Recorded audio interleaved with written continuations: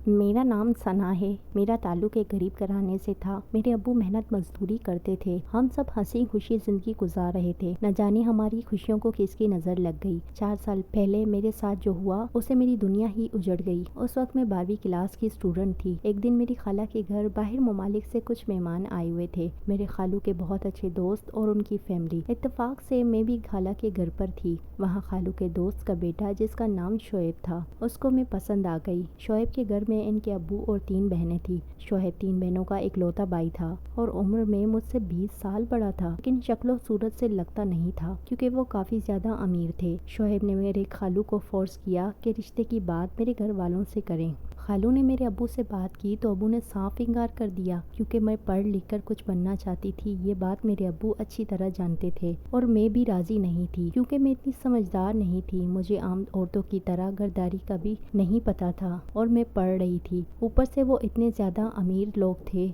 हमारा उनके साथ कोई लेवल भी नहीं था। कुछ दिन बाद शोएब की बहनें मेरे घर आई और मेरा रिश्ता मांगने लगी, लेकिन अम्मी अब्बू रिश्ते के लिए राजी नहीं थे। लेकिन खाला ने अम्मी अब्बू से बहुत मिन्नतें की और आखिरकार मेरे घर वाले रिश्ते के लिए राजी हो गए और फिर मेरी शादी शोएब से हो गई और मैं दुल्हन बनकर ससुराल चली गई। मेरी शादी की पहली रात थी जब मैं दुल्हन बनकर शोहर का कमरे में इंतजार कर रही थी। बार बार दरवाजे को देख रही थी। वक्त गुजरता गया। वो वक्त मेरे लिए बहुत मुश्किल था। मैं दुल्हन बनकर शोहर का इंतजार करती रही। इंतजार करते करते फजर का वक्त हो गया। तब मेरा शोहर कमरे में आया। शोएब ने मुझसे बात करने से पहले दुआ सलाम किया और उसके बाद शोएब ने मुझसे कहा कि मैं तुम्हें कुछ बताना चाहता हूँ। हमारा रिश्ता मैं झूठ से शुरू नहीं करना चाहता।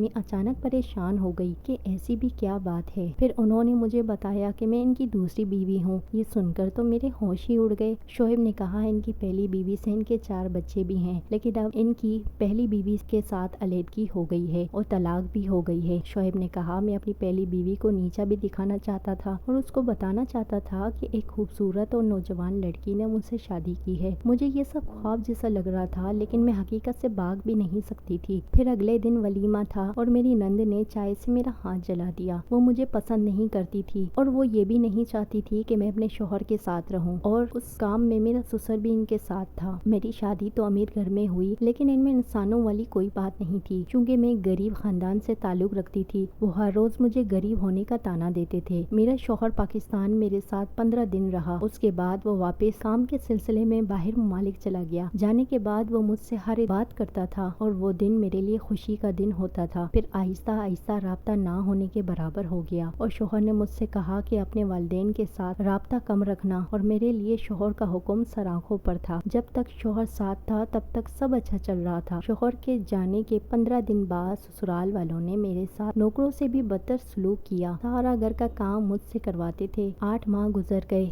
मैं हर वक्त रोती रहती थी और फिर मैं बहुत ज्यादा बीमार हो गई। जब मेरे घर वालों को पता चला तो वो आकर मुझे ले गए। मैंने अपने घर वालों को कुछ नहीं बताया था क्योंकि मैं तलाक से बहुत डरती थी। मेरे खानदान में बदनामी हो जाती। लोग समझते कि मुझ में ही कोई ऐब होगा जिसकी वजह से मुझे तलाक हो गई। मेरे घर वालों को लगता था कि मैं अपने ससुराल में ऐशो आराम से जिंदगी गुजार रही हूँ, इसलिए इनको भूल गई हूँ। जब अम्मी अब्बू को हकीकत का पता चला तो अम्मी अब्बू को बहुत दुख हुआ। शोहर को पता चला कि मैं अपने मायके आ गई हूँ तो मुझे फोन करके बहुत गुस्से का इजहार किया और कहा कि मुझसे पूछे बगैर तुम क्यों चली गई हो, अब हमेशा के लिए वहीं रहना। मैंने शोहर से बहुत मिन्नतें की, लेकिन उसने मेरी एक न सुनी और बहुत बुरा भला कहा जो मैं बर्दाश्त नहीं कर सकी। मैं टूट चुकी थी। तलाक होने के कुछ माह बाद मैंने अपनी पढ़ाई मुकम्मल की, लेकिन आज तक शादी नहीं की क्योंकि अब मेरा इस दुनिया से एतबार उठ गया है।